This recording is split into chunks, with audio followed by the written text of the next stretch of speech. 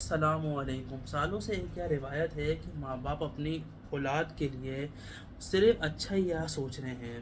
دیکھیں، اس کے اندر ایک بہت بڑا فالٹ یہ ہے کہ اگر آپ صرف اپنی اولاد کے لیے اچھا یہاں رکھیں گے سوچ، تو یہ آپ مسٹیک کر رہے ہیں۔ کیوں کر رہے ہیں اس بات کو سمجھیے۔ دیکھیں، ہم اس یہاں دنیا میں ایک مقصد سے آئے ہیں اور مقصد ہے اپنے اللہ کو راضی کرنا۔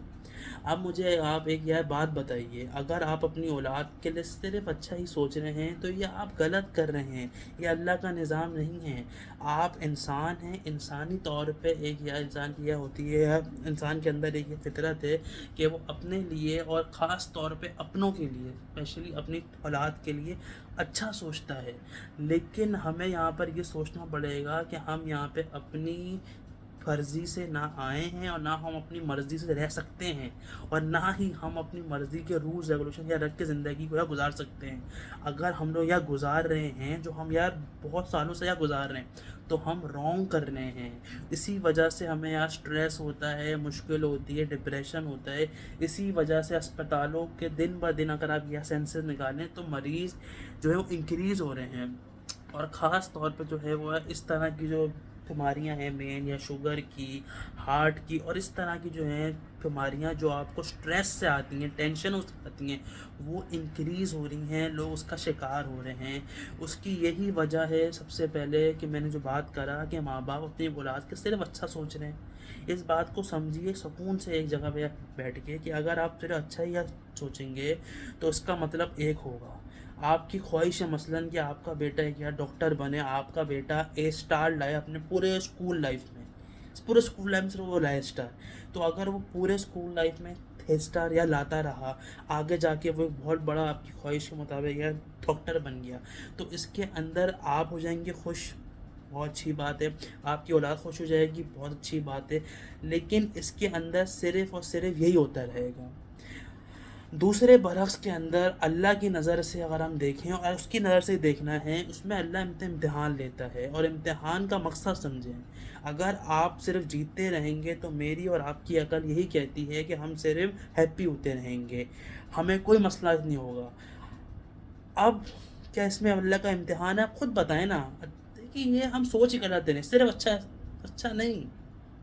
ہمیں یہ سوچنا چاہیے، انسانی طور پہ بالکل رسپیکٹ ہے کہ میری اولاد اچھا انسان بڑا انسان بنے، لیکن سب سے پہلے یہ سوچیں اور اپنے آپ کو راضی کریں آج کہ دیکھو میں یہاں پہ اللہ کے مقصد سے آیا ہوں، اور اللہ میرا امتحان لے گا، اور امتحان یا جب ہی لے گا، اس کا ایک اس کا یہ وہ ہے کہ جب میری اولاد میری امیدوں پہ نہیں آئے گی، چاہے وہ آپ کچھ بھی بولیں وہ یا بدتمیز ہے، نافرمان ہے، لیکن اصل میں یہ ہوگا، تب اللہ کا امتحان ہوگا۔ اگر وہ صرف یار جیتتی رہے گی تو صرف وہ یار ہیپی ہوتی رہے گی، آپ راضی ہو جائیں گے اس سے، وہ آپ سے راضی ہو جائے گی، لیکن اللہ کا جو مقصد ہے آپ سے امتحان لینا، وہ نہیں ہو پائے گا۔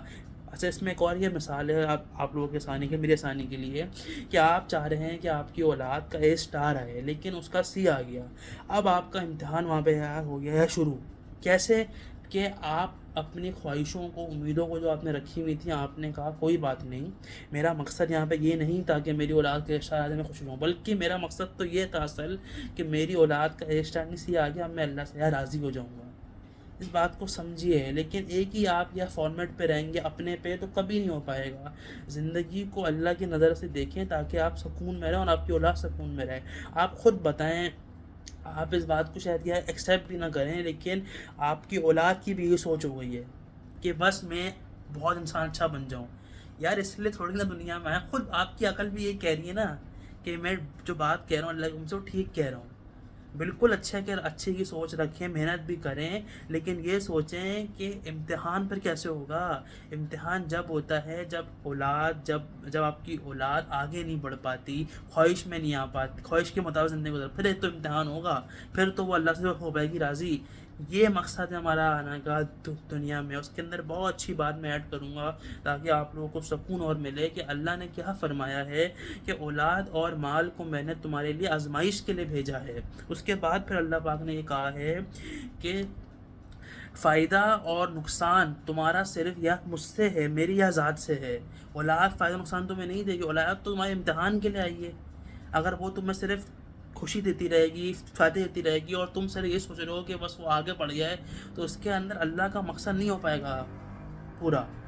پلیز اپنے آپ کو بھی سکون دیں، اپنے اولاد کو بھی سکون دیں، ان کو بھی سمجھائیں کہ اچھا خیال رکھو، لیکن صرف یہ خیال نہ رکھو کہ بس میں بہت اچھا انسان بن جاؤں، امیر بن جاؤں۔ یہ غلط سوچ ہے، اور یہ سوچ ذہن میں رہے گی تو آپ کو بھی مشکل ہوگی اور آپ کی اولاد کو بھی مشکل ہوگی، اور آپ کا فرض بنتا ہے کیونکہ آپ اس کا زیادہ شعور میں ہیں کہ آپ خود بھی سمجھیں اور اپنی اولاد کو بھی سمجھائیں۔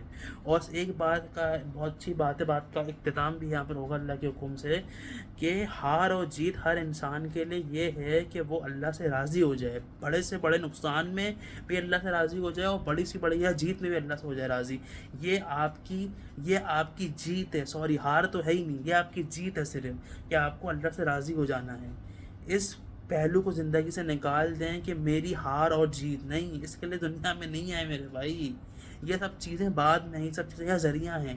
پلیز اس بات کو سمجھیے، اپنے بچوں کو بھی یار صحیح صحیح آپ انفارمیشن دیجیے تاکہ وہ زندگی کو اللہ کی نظر دیکھ کے چلیں، آپ کی نظر سے، دنیا کی نظر دیکھ کے وہ آگے نہیں بڑھیں۔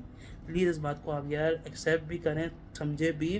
اور سب سے اچھی بات یہ ہے کہ ہر عمر کے حصے میں ہم اللہ سے آگے معافی مانگ لوں، آگے بڑھ جائیں، لیکن پلیز یہ سوچ مزید مت رکھیں کہ میری اولاد صرف ایک اچھا انسان بنے۔